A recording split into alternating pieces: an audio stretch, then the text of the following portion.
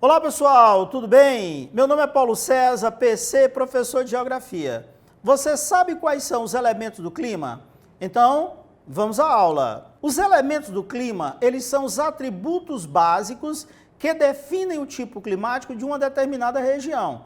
São eles temperatura, umidade e pressão. Exemplo, como é o clima da sua cidade? Você diz, olha, a minha cidade tem clima quente e seco. Quando você diz que o clima é quente e seco, quente você está fazendo referência à temperatura, seco você está fazendo referência à umidade. Então, temperatura, umidade e pressão são os elementos do clima. A temperatura ela é geralmente medida em graus Celsius. Lembrando que essa temperatura do ar atmosférico, ela varia de lugar e com o decorrer do tempo em uma determinada localidade. Então, dentro de uma mesma cidade, você pode ter várias temperaturas diferentes. Então, exemplo, em uma área mais central, onde você tem uma maior quantidade de edifícios, maior quantidade de concreto, de asfalto e menor cobertura vegetal, a temperatura pode ser bem maior do que numa região mais afastada, numa região periférica. Então, vários fatores, pessoal, podem influenciar na distribuição da temperatura sobre a superfície do nosso planeta. Exemplo, a latitude, a altitude, maritimidade, continentalidade, a entrada de uma determinada massa de ar, cobertura vegetal, presença de cidades. Então, todos esses fatores podem influenciar na temperatura de uma determinada área. A umidade atmosférica, ela é definida como sendo a presença do vapor de água na atmosfera em determinado instante e em determinado lugar. Essa umidade atmosférica, ela pode ser expressa em valores absolutos ou valores relativos. Exemplo, umidade absoluta é a quantidade de vapor de água contido no ar em um determinado momento. Ela é dada em grama por metro cúbico de vapor de água. O ponto de saturação é o volume máximo de vapor de água que a atmosfera pode conter em um determinado momento. É também dado, em grama por metro cúbico. E o outro seria a umidade relativa, que é obtida através da relação entre a umidade absoluta e o ponto de saturação em determinado local e em determinado momento. Lembrando que essa umidade relativa, ela pode variar muito ao longo de um determinado dia. Então, num determinado dia, pode amanhecer ali com 85% de umidade relativa do ar, ao meio-dia ela pode estar na casa de 50%, às 14 horas ela pode cair aí para 30%. Então, essa umidade relativa ela pode variar muito ao longo do dia. PC, como é que é feito esse cálculo então? Então, vamos lá. Alguém chega com o aparelho lá, com o higrômetro e diz, olha, nesse momento, esse local, ele tem 80 gramas por metro cúbico de vapor de água. Quando ele diz que tem 80, é a umidade absoluta. Tem 80 a umidade absoluta. Mas com o mesmo aparelho ele diz, olha, essa atmosfera poderia conter até 160 gramas por metro cúbico de vapor de água. Então, quando ele diz que poderia conter, isso é chamado de ponto de saturação. Então, tem 80, poderia conter 160. Então, qual seria a umidade relativa naquele momento? 50%. Ele tem 50% daquilo que ele poderia conter. Lembrar, pessoal, que o nosso conforto térmico, o nosso bem-estar térmico é determinado muito mais pela umidade do que pela temperatura. Observe esse quadro que está aparecendo aí, onde eu tenho o índice de umidade relativa do ar. Quando ele está entre 60% e 100%, é um nível adequado.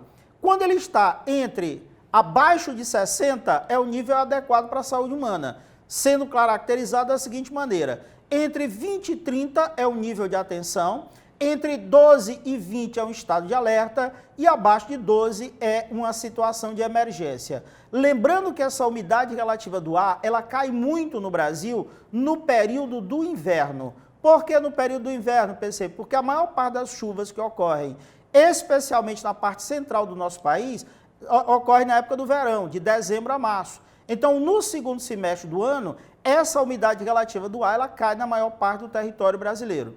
Eu coloquei logo embaixo um exemplo de como a umidade relativa ela pode aumentar aqui no Brasil.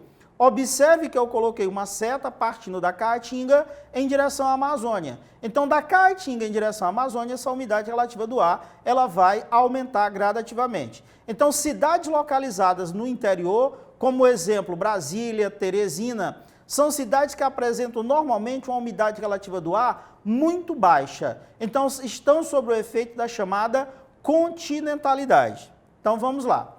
Observe esse exemplo legal, que é um exemplo interessante que nós temos aí nessa charge. Nós temos um lugar, como Belém, que é quente e úmido a maior parte do ano, a sensação de quem está em Belém está sendo cozido, e um exemplo também de Teresina, que é quente e seco a maior parte do ano, a sensação que você está sendo literalmente assado. Tá? Então, mais uma vez, o nosso conforto térmico, o nosso bem-estar térmico é determinado muito mais pela umidade do que pela temperatura. O outro elemento do clima é a pressão atmosférica. Lembrando que a pressão atmosférica corresponde à pressão exercida, à pressão provocada pelo peso do ar sobre uma determinada superfície. Ela pode ser expressa em milibares ou ainda atmosfera, ATM. Bem, a pressão atmosférica ela é influenciada pela temperatura e pela altitude. PC, qual é a relação? Então vamos lá. À medida que eu aumento a altitude, o ar se torna cada vez mais rarefeito. Então a pressão atmosférica vai diminuir. Então aumento a altitude, a pressão diminui. Diminua a altitude, a pressão vai aumentar. Por que que isso acontece, PC? Porque à medida que você aumenta a altitude, o ar se torna cada vez mais rarefeito. Então ele vai exercer um menor peso, aliás. Então aumenta a altitude e diminui a pressão. No alto é mais frio, pessoal, mas o alto é mais frio porque o ar é mais rarefeito. Então ele diminuiu a sua capacidade de reter calor. Então, mais uma vez, aumenta a altitude e diminui a pressão atmosférica. O outro fator, ou outro que vai influenciar aí na pressão, seria a temperatura. Então, qual é a relação entre temperatura e pressão?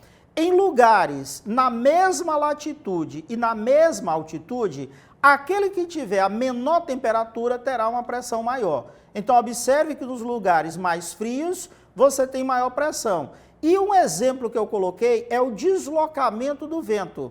O deslocamento do vento ele vai se dar sempre das áreas de maior pressão para as áreas de menor pressão. Portanto, das regiões de menor temperatura para as regiões de maior temperatura. Então, pessoal, os elementos do clima são temperatura, umidade e pressão. Tudo bem? Pessoal, chegamos ao final de mais uma aula. Espero que ela tenha sido boa, espero que ela tenha sido proveitosa, pessoal. Tchau!